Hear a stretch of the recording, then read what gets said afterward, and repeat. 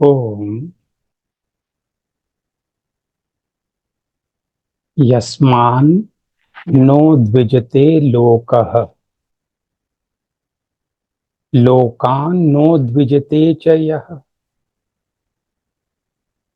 हर्षामर्ष भयोद्वेगैः मुक्तो य स च मे प्रिय। भक्ति योग में 15वां श्लोक है। यस्मान् नो द्विजते लोकः, जिसको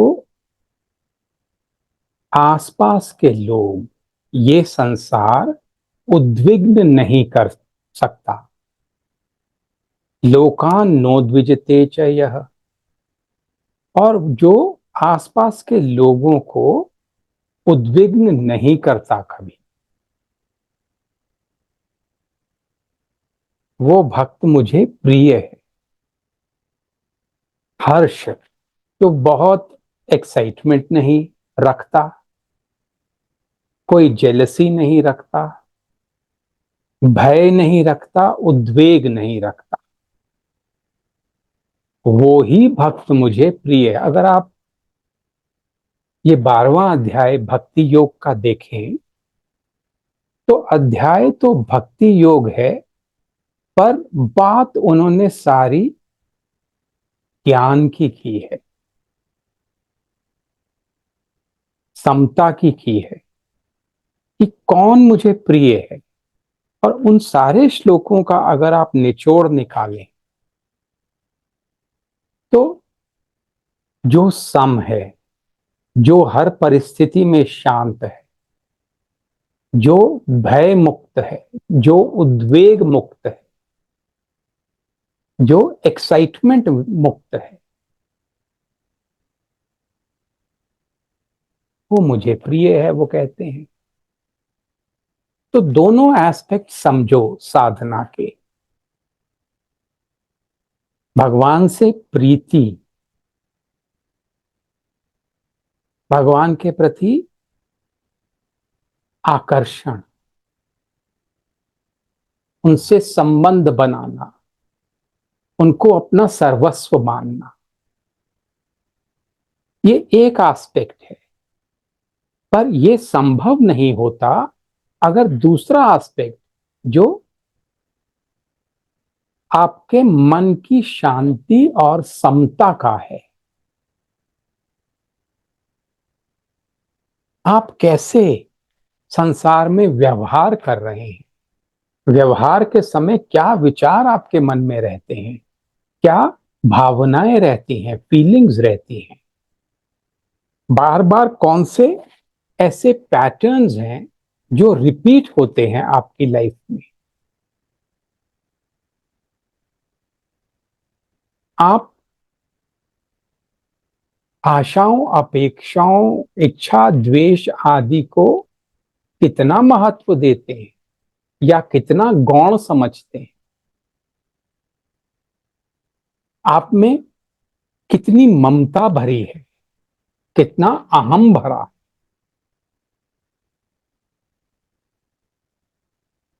जब तक ये दूसरा वाला पक्ष आप ठीक नहीं करोगे तो पहला वाला ठीक हो नहीं सकता। मन तो वही है ना, या वो परमात्मा की भक्ति में लगेगा या संसार की भक्ति में लगेगा, या वो परमात्मा की तरफ बढ़ेगा या संसार से लिप्त रहेगा। यस्मान नो द्विजते लोकः, जो उद्विग्न नहीं होता, उत्तेजित नहीं होता लोक में, संसार में रहते हुए, और जो दूसरों को उत्तेजित नहीं करता, बढ़ बढ़ के किसी को तंग नहीं करता, किसी से आशा अपेक्षा नहीं रखता, वो भक्त मुझे प्रिय। भगवान खुद कह रहे हैं ये।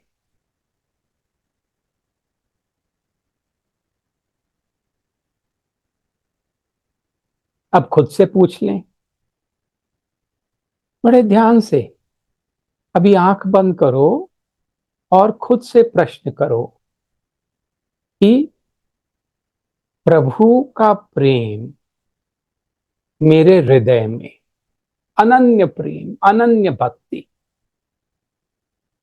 इसका कितना महत्व है मेरे।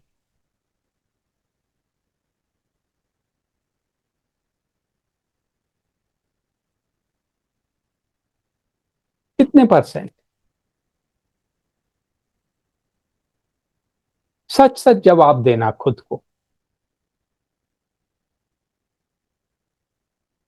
जब आप मनन की अवस्था में होते हैं ना, तब आप बहुत अच्छा परसेंट बोलेंगे, और मुझे कुछ चाहिए ही नहीं,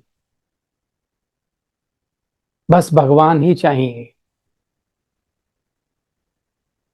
शायद आप ऐसा बोलें खुद को।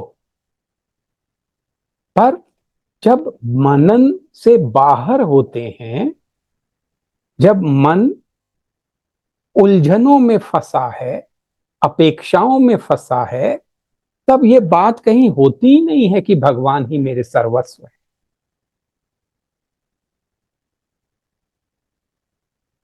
वो तो कहीं बहुत दूर पीछे किसी कोने में पड़े होते हैं मन के, उनकी याद भी नहीं आ रही होती है।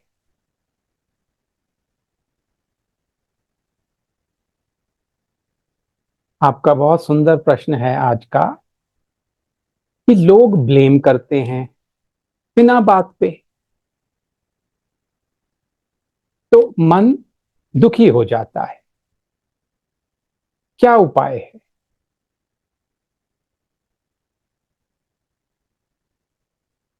लोग ब्लेम नहीं करते हैं। आपके जो इष्ट हैं ना,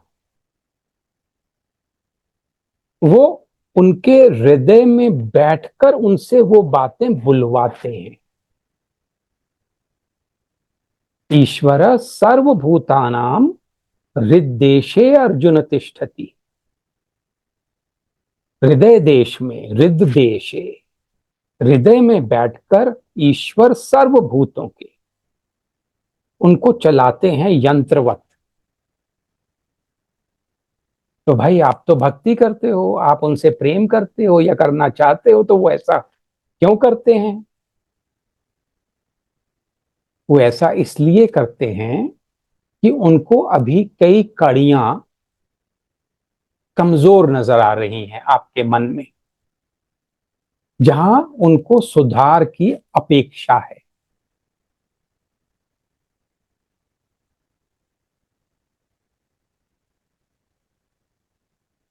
आपके मन में अभी भी, अगर मन दूसरों के ब्लेम करने से व्यथित हो रहा है, तो मन मतलब क्या है, कि अभी भी आपने महत्व दे रखा है लोगों की बातों का। अभी भी ये चाह रखी हुई है कि कम से कम कोई झूठा ब्लेम तो न करे। ये जो चाह है, ये जो अपेक्षा है, आपके मन में ही है ना, तो वो व्यथा भी आपके ही मन में आएगी। मन अशांत हो जाएगा। आप कुछ अपने आप को समझाने की कोशिश कर लो। नहीं नहीं, ये तो उनकी गलती है, वो समझ ही नहीं पाते, बार बार वो यही करते हैं। मैंने उनके लिए इतना कुछ किया और वो फिर भी मेरे को नहीं समझते। वो जरा भी मेरे प्रति शुक्रगुजार नहीं होते। सारी जिंदगी मैंने उनके लिए कर करके थक गई, मर गई, पर फिर वो ब्लेम करते रहते हैं। आप यहां पर खुद को ठीक ठहरा रहे हो, पर उसका ये मतलब नहीं है कि आपने ठीक ठहरा लिया तो आपका मन शांत हो गया। मन में व्यथा तो फिर भी चल रही है। बात तो ये थी कि वो व्यथा खत्म करनी थी। वो हमारा एक इंपॉर्टेंट टास्क था, उस पर हमने नजर नहीं डाली, और उन व्यक्तियों के ऊपर ही नजर हमारी टिकी रही। उनको, जैसे वो हमारे को गलत ठहरा रहे हैं, मन ही मन हम भी उनको गलत ठहरा रहे हैं। तो पहला तो ये पक्ष समझो कि प्रकृति के विधान में, भगवान के विधान में कोई गलती नहीं है।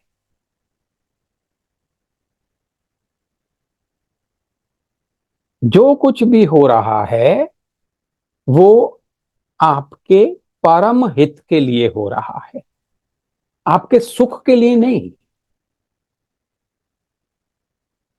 सुखद बातें सुनना सबको अच्छा लगता है, कोई तारीफ कर रहा है, अच्छा लगेगा आपको। पर आपके इष्ट का वो पर्पज ही नहीं है आपके प्रति, वो आपका हित चाहते हैं। इसलिए वो उनके हृदय में बैठकर ये बात बुलवा रहे हैं, बेबात पे आपको ब्लेम कर रहे हैं। आपको कई बार ऐसा लगता है कि ये बात आई कहां से, ये तो कहीं थी ही नहीं, ये तो मैंने सोची भी नहीं थी, ये उनके मन में कैसे आ गई। पर आ गई ना।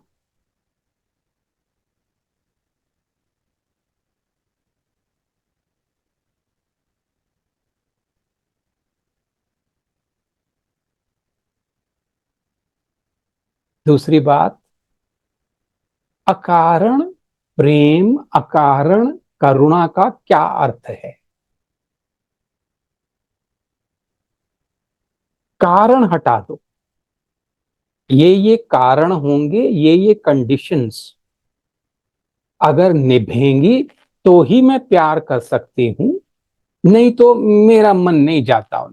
भाई, तुमने ये वाला विचार पकड़ा अगर, तो तुम ही तो सफर करोगी। जहां आपने कारण लगा दिए, जहां आपने कंडीशंस लगा दी, तो आपने खुद के लिए गड्ढा खोद लिया।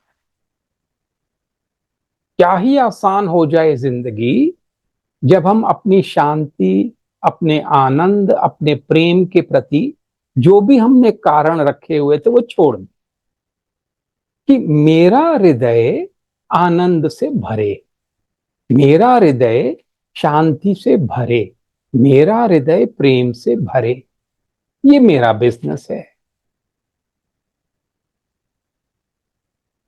अब उनके मनों में क्या है, ये उनका बिजनेस है, ये तीसरा पक्ष है। तो क्या है हमारा लॉ ऑफ पीस, सातवां लॉ क्या है, what they think about me और say about me has nothing to do with who I am. Who knows me better than myself?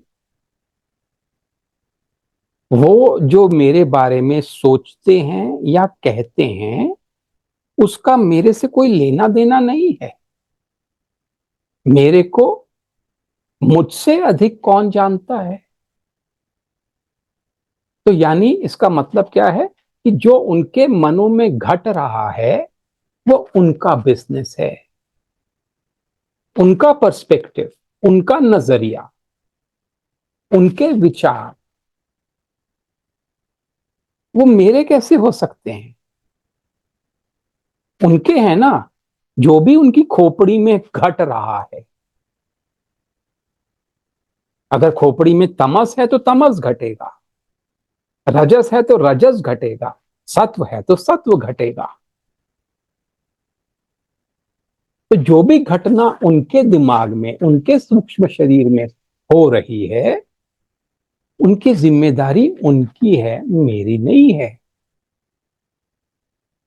और वो क्या कहते हैं, परवाह इल्ले, मैं परवाह नहीं करता।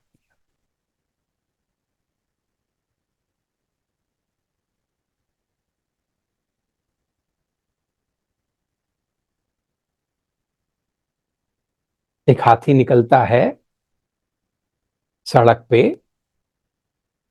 कुत्ते भौंकेंगे, उन्होंने ऐसी चीज ही नहीं देखी है कभी। हाथी क्या करता है, हर कुत्ते के पीछे जाके उसको मारने को दौड़ेगा क्या। परवा इल्ले,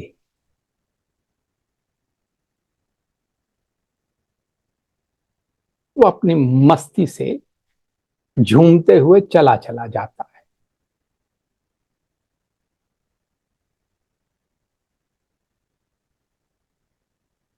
फिर से विचार करो, एक खोपड़ी है, उसके अंदर कुछ विचार हैं। वो विचार उस खोपड़ी और उस खोपड़ी वाले का बिजनेस है, मेरा बिजनेस नहीं है। मुझसे कोई लेना देना ही नहीं।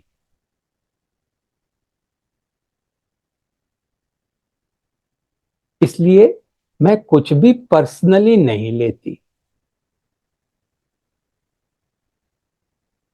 एक आकाश में स्पंदन हुआ, उस स्पंदन से एक आवाज निकली कि तू तो बड़ी मूर्ख है, तूने मेरे लिए ये नहीं किया, तूने मेरे लिए वो नहीं किया। अब ये समझो कि उस व्यक्ति से नहीं निकला, आकाश से वो स्पंदन निकला है। आकाश से बारिश होती है तो आप बारिश को ब्लेम करते हो क्या? दिल्ली में आजकल टेम्परेचर 42 डिग्री 43 डिग्री हो रहा है, तो आप किसको, सूर्य भगवान को ब्लेम करते हो, गालियां देते हो? नहीं, आप स्वीकार करते हो, एक्सेप्ट करते हो, ऐसा ही है। तो जैसे सूर्य देव की गर्मी को हम एक्सेप्ट कर रहे हैं, बारिश को हम एक्सेप्ट कर रहे हैं, और जो भी चीजें कई होती हैं जिंदगी में, रशिया और यूक्रेन की लड़ाई है, हमको कभी इसका भान भी नहीं होता कि कितने लोग मर रहे हैं, कितने लोग सफर कर रहे हैं।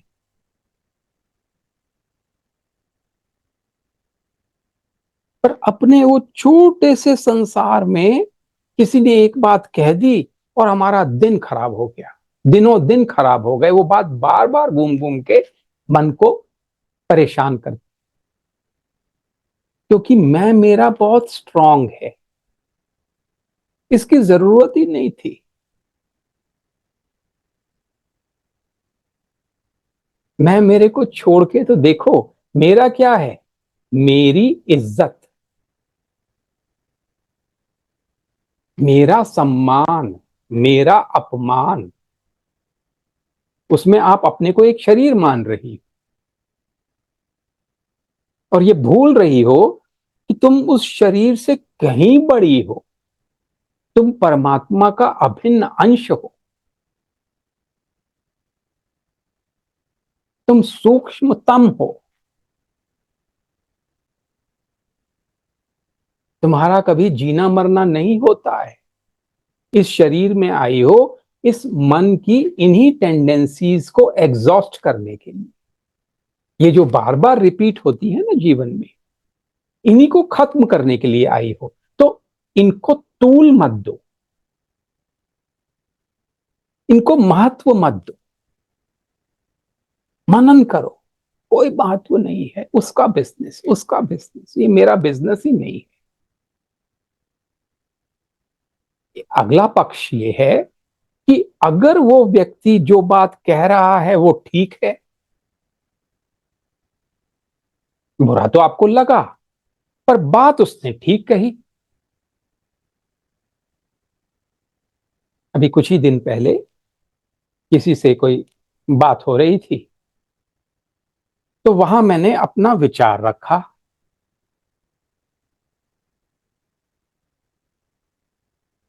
अब जो वो विचार था, वो उस व्यक्ति ने ये माना कि ये विचार तो ठीक था, पर उस समय नहीं रखना चाहिए था। चलो माना तो सही ना कि विचार ठीक था, पर मेरे को बुरा लगा क्योंकि वो समय ठीक नहीं था। उसी तरह आप, जो आपको कहा गया उसमें आप याद रखना कि कुछ ना कुछ सत्य तो होगा ही। किसी ने कह दिया कि भाई तू बड़ी लापरवाह है। अब या तो मैं इसको बुरा मान लूं, इतना करती हूं इनके लिए और ये फिर ऐसी बातें करते हैं मेरे लिए, और कभी इन्होंने थैंक यू नहीं बोला, कभी इन्होंने अपनी गलती नहीं मानी, और ये और वो फलाना ढिमकाना। या तो ये वाला माइंडसेट रखो जिसके अंदर नीचे क्रोध रहेगा, नीचे दुख रहेगा, नीचे अपेक्षा रहेगी।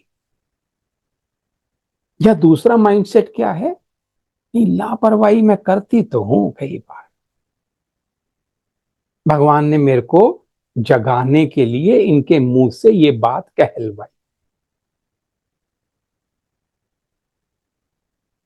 थैंक यू, आप जो कह रहे हैं तो ठीक है, मैं ध्यान रखूंगी। जैसे ही आप विनयी हो जाती हैं ना, दूसरा व्यक्ति निरस्त हो जाता है। और अगर आप रिएक्ट करती हैं, लड़ेंगी वापस, झुंझलाएंगी, चिल्लाएंगी, क्रोधित होंगी, तो वो भी वापस वैसे ही झुंझलाएगा, चिल्लाएगा, क्रोधित होगा। तो बात बढ़ती चली जाएगी और दूर तलक जाती हैं ये बातें कई बार।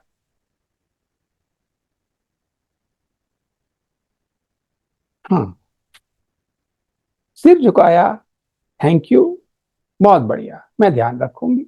और फिर उस पर मनन किया कि भगवान ने ये बात कहलवाई क्यों, कि मैं लापरवाही शायद जिस चीज के लिए वो कह रहे हैं उसमें न करती हूं, पर अपनी साधना में लापरवाही करती हूं कि नहीं करती। मैं अपने स्वरूप से डिग गई, ये बात सुनते ही मैं व्यथित हो गई, वो लापरवाही थी कि नहीं थी। मैं हर समय प्रभु को भूले रहती हूं, वो लापरवाही है कि नहीं है। मुझे अपना स्वरूप कभी याद ही नहीं आता, सुबह से शाम हो जाती है, दिन में मैं 5 मिनट के लिए भी अच्छा ध्यान नहीं करती हूं, ये लापरवाही है कि नहीं है। अब जिस बात के लिए उन्होंने लापरवाही की थी वो तो गौण थी, छोड़ो उसको, उसका महत्व ही नहीं है। पर जो महत्वपूर्ण बातें हैं आपके लिए, उन पे फोकस करो। वहां लापरवाही कर रहे हो ना, भगवान यही झिंझोड़ रहे थे कि यहां कर रही है भाई, थोड़ा जग जा तू, बहुत सो लिया तूने।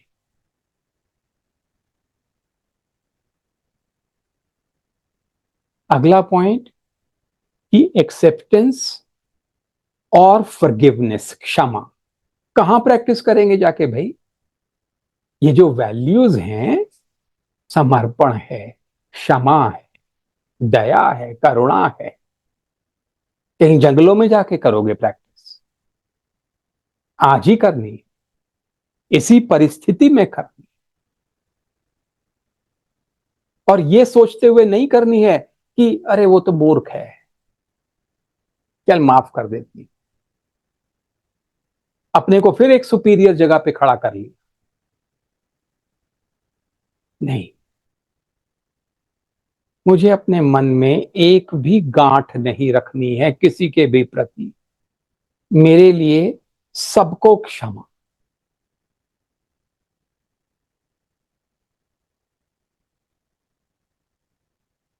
कोई कुंठा नहीं मेरे मन में, मुझे कुंठा चाहिए ही नहीं। मेरा तो आनंद सिंधु में वास है। और अब मैं ये जान गई हूं,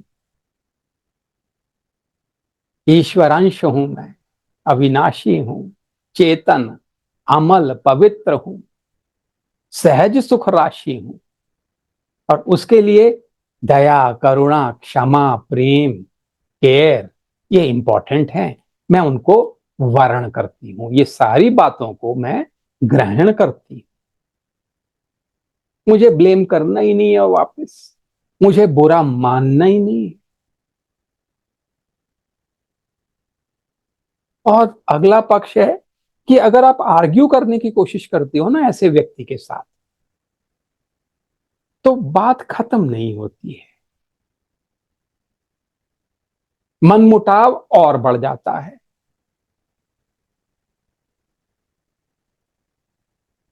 एक मेरे मित्र हुआ करते थे, वो कहते थे कि मैंने जिंदगी में कभी कोई गलती की ही नहीं और मैं कर सकता नहीं। बहुत अच्छी बात है। और दुनिया भर में बुराइयां नजर आती हैं, ये गलती समझ ही नहीं आती हमको कि यही गलती है।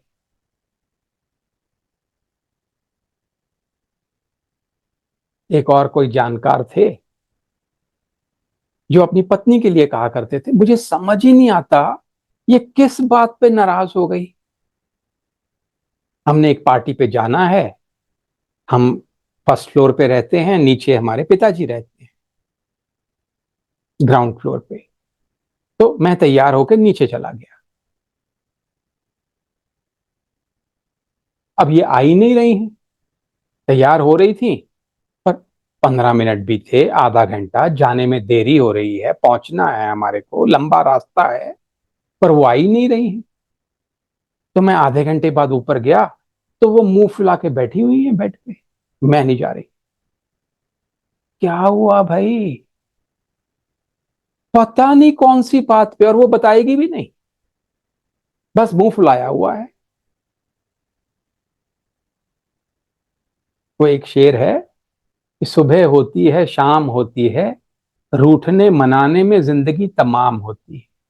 अब हमारी जिंदगी रूठने मनाने में तमाम ना हो, ध्यान रखिए।